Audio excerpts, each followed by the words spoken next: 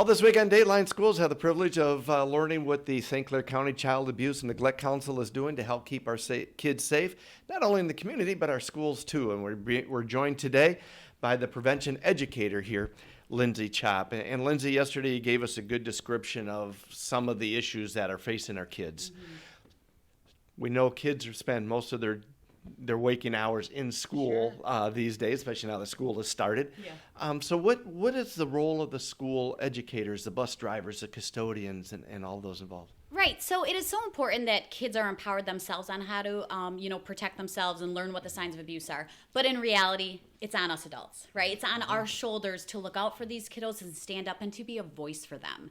And when it comes to schools, school personnel, anyone in the school, and like medical professionals, first responders, like I have mentioned before, we are mandated by law to report any suspected child abuse or neglect. And the wonderful thing for all of us that are mandated reporters, it's just acting on a suspicion. We don't have to know if it's 100% true or not. We can let Child Protective Services handle that. But it's our duty to act on that suspicion and to make that report of abuse or neglect. And so that is charged to our school staff. And what we do to help support that is we provide trainings of what is mandated reporting and what are the signs of abuse and neglect, and what they can look out for.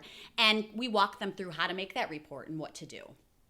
Now, do you meet with teachers on a regular basis to do that, or how do you go about doing that? Yeah, usually it's a one time of a year training, like per school, per district. Mm-hmm. We try to get it in the beginning of the school year, obviously so that teachers are prepared. But we are always available to help if anybody has questions, any trainings that they would like during the year, if they had any new staff.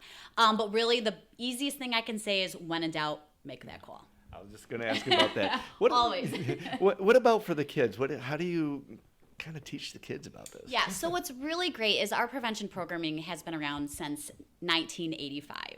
So when we reach kids pre-K, and we go all the way from K through 12, and we are in all 7 of our county school districts, and we are in there empowering our children, right, giving them a voice for their own bodies, and then teaching them what are the different signs of abuse.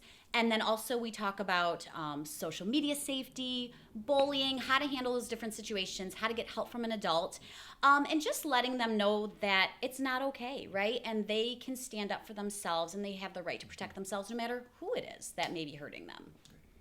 We'll be back with more tomorrow. For Dateline Schools, I'm Terry Harrington.